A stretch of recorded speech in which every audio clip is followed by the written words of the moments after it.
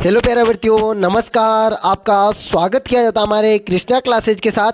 और मैं मॉर्निंग की क्लास के साथ आया हूं। आपका जो पर्यावरण अध्ययन के संबंधित हम पूरे प्रश्न लेके आए हैं। हम चलते हैं अपने प्रश्नों की ओर और रीड के लिए ये रामबाण साबित होने वाले प्रश्न हैं। चलो हम अपने प्रश्नों की ओर चलते हैं। और अभी तक आपने इस चैनल को सब्सक्राइब नहीं किया तो सब्सक्राइब कर लो और बेल आइकन को भी प्रेस कर दे ऐसे वीडियो देखने के लिए। चलो हम चलते हैं अपने प्रश्नों की ओर। पहला ही प्रश्न आपसे क्या कह रहा है, शारदा एक्ट का संबंध किससे है? शारदा एक्ट का संबंध किससे है? ऑप्शन नंबर ए है विधवा पुण्य विवाह, ऑप्शन नंबर बी है बाल विवाह, ऑप्शन नंबर सी है सती प्रथा, ऑप्शन नंबर डी है दहेज प्रथा। जल्दी से बताना है। पहले ही प्रश्न का राइट आंसर सभी को बताना है। जल्दी से बताना है पहले ही प्रश्न का राइट आंसर। बिल्कुल जी, शारदा एक्ट का संबंध किससे है?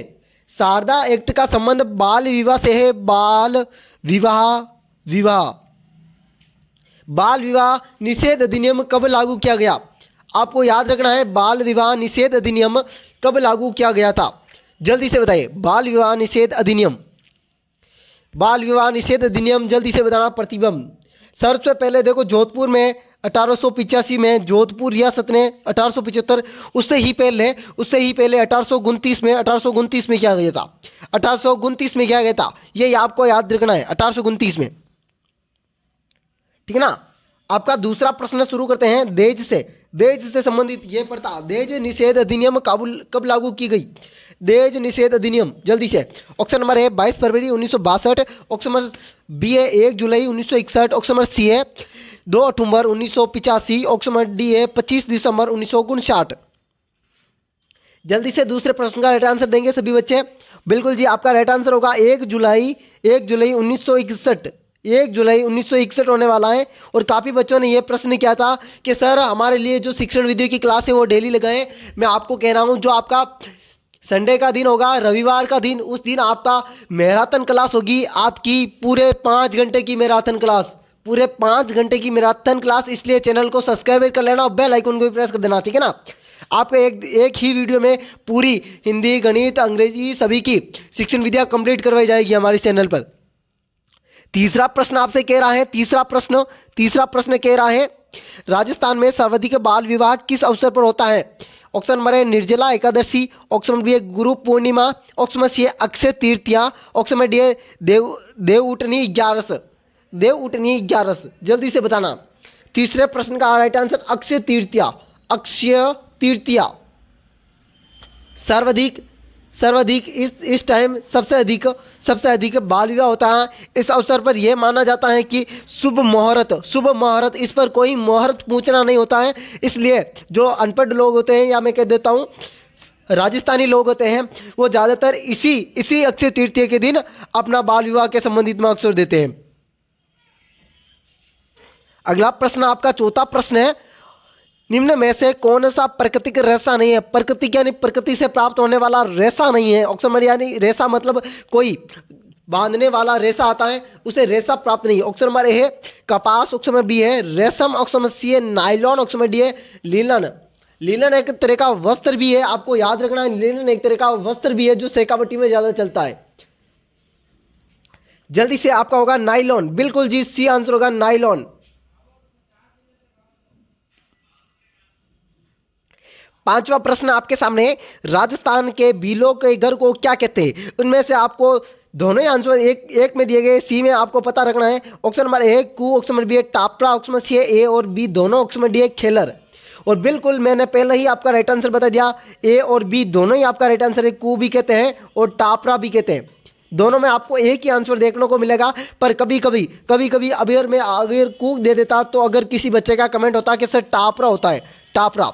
पर आप दोनों ही कंफ्यूज नहीं होना, दोनों ही आपका राइट आंसर है, दोनों ही कहते हैं ना। छठा प्रश्न आपके सामने आया है। छठा प्रश्न, कुंता मछली का आवास है? कुंता मछली का आवास, बिल्कुल जी, जल्दी से बताना। ऑप्शन नंबर ए है नदी, ऑप्शन नंबर बी है तालाब, ऑप्शन नंबर सी है झील, ऑप्शन नंबर डी है समुद्र। कुंता मछली के आवास है ना, आपका आवास आपका होगा डी आंसर समुद्र। बिल्कुल जी, आपका राइट आंसर होने वाला है। अगला ही प्रश्न आपके सामने, आपका 7वां प्रश्न पूछा गया था। 7वां प्रश्न, भारत के किस राज्य में सर्वाधिक बाल विवाह होता है? भारत के किस राज्य में सबसे अधिक बाल विवाह बाल विवाह होता है। ये बाल विवाह वाला तो एक प्रश्न पक्का समझे आप। उत्तर प्रदेश, मध्य प्रदेश, बिहार, झारखंड, जल्दी से बताना। बिल्कुल जी आपका बिहार होगा, बिहार। बिहार में सबसे अधिक बाल विवाह होता है, बिहार। आपके सामने आपका 8वां प्रश्न है, तंबाकू में मुख्य रूप से कौन सा हानिकारक कारक पदार्थ होता है? ऑप्शन नंबर ए है निकोटीन, ऑप्शन नंबर बी है कैफीन, ऑप्शन नंबर सी है टेनिंग, ऑप्शन नंबर डी है उपयुक्त में से कोई भी नहीं। आपका होगा निकोटीन। ठीक है ना, आपको याद रखना है निकोटीन। एक है आपका आलू का वैज्ञानिक नाम पूछे तो सलाइटा मोटोलेटिया। आपका 9वां प्रश्न है, निम्न में से किस राज्य में सबसे अधिक बाल श्रमिक पाए जाते हैं? बाल श्रमिक यानी जो 18 वर्ष से कम आयु वाले को बाल श्रमिक से क्या है? गोपाल योजना संबंधित किससे भाई? बाल से याद आया, गोपाल योजना किससे संबंधित है? जो छोटे बच्चे होते हैं प्राथमिक स्तर के लिए, उसके लिए दूध की व्यवस्था की जाती है, उसे बाल गोपाल योजना कहा जाता है। किस राज्य में सर्वाधिक बाल श्रमिक होते हैं? ऑप्शन नंबर है Madhya Pradesh, option number B है राजस्थान, ऑप्शन नंबर सी है Uttar Pradesh, option number D आपका छत्तीसगढ़। बिल्कुल जी आपका होगा उत्तर प्रदेश। राजस्थान में भी है पर कम है, मध्य प्रदेश में है, ऐसे में तो सभी पर है पर कम है, उत्तर प्रदेश में आपके कुछ ज्यादा भी है। आपके सामने आपका 10वां प्रश्न आ रहा है इंपॉर्टेंट प्रश्नों के साथ। 10वां प्रश्न है, केंद्रीय नरकोटिक्स ब्यूरो का कार्यालय कहां पर स्थित है? केंद्रीय नारकोटिक्स ब्यूरो कहां स्थित है कार्यालय? ऑप्शन नंबर है नई दिल्ली, ऑप्शन नंबर बी है मुंबई, ऑप्शन नंबर सी है ग्वालियर, ऑप्शन नंबर डी है चंडीगढ़। बिल्कुल जी 10वें प्रश्न का सभी बच्चे राइट आंसर देंगे।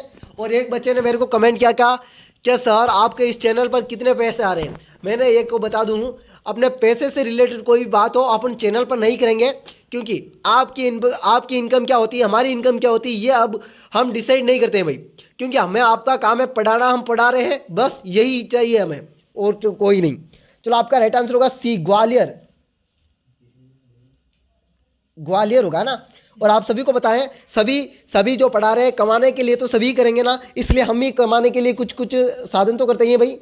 ऐसा कोई नहीं है, ऐसा इस दुनिया में कोई नहीं जो कमाने के लिए कुछ नहीं कर सकता है। आप भी कहीं जाते हो कमाने के लिए तो कुछ काम तो करना ही पड़ता है ना, तो हमें भी कमाने के लिए या आपके लिए काम करना पड़ता है ना। आपके लिए पीडीएफ बनाना पड़ता है, पहले एक कंटेंट तैयार करना पड़ता है, कितना टाइम लगता है आपको सोच के देखो, एक बार सोच के देखो, आपके लिए ये कंटेंट लाना कितनी बड़ी बात है।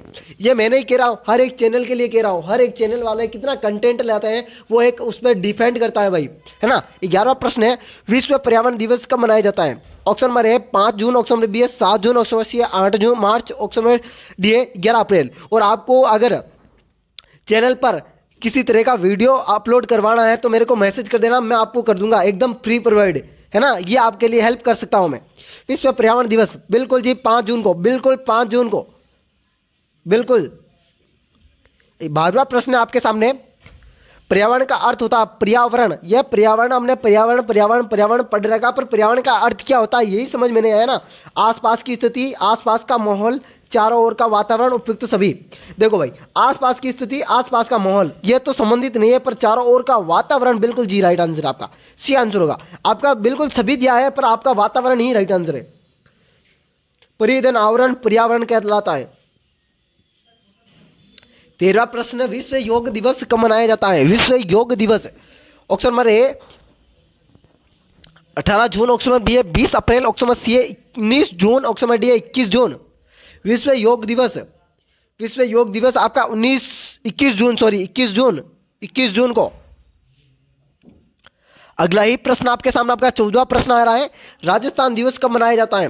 राजस्थान दिवस ऑप्शन नंबर है 30 मार्च, ऑप्शन नंबर बी 28 अप्रैल, ऑप्शन नंबर सी आपका 16 जून, ऑप्शन नंबर डी 21 जून। और आपके लिए मैं आपको बताइए बीएसटीसी के लिए, बीएसटीसी, एलडीसी, पशु परिचर और आपके लिए आने वाली सभी भर्तियों के लिए मैंने जो भी पीडीएफ की थी एकदम फ्री प्रोवाइड कर रहा हूं और आज के भी करता रहूंगा। पीडीएफ का किसी भी तरह से आपको चार्ज नहीं लगेगा। PDF का किसी भी तरह से अदर चैनल की तरह से इस पर कोई चार्ज नहीं लगेगा, आपके लिए एकदम फ्री।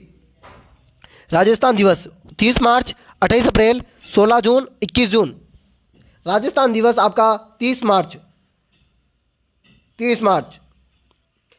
अंतिमवा प्रश्न आ रहा है जो एक विधि से संबंधित है। निम्न में से आगमन विधि का अर्थ, आगमन मैंने जो विधियों की जो 5 क्लास ली थी उनमें से आपको बताना है इसमें प्रश्न।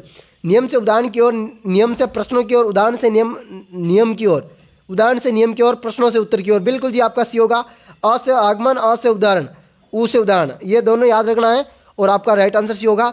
ऐसे ही वीडियो देखने के लिए हमारे कृष्णा क्लासेज को सब्सक्राइब और बेल आइकन को प्रेस कर देना और अपने दोस्तों को भी शेयर कर देना। वेलकम साथियों, अगले वीडियो में मिलेंगे इसी प्रकार के वीडियो के साथ।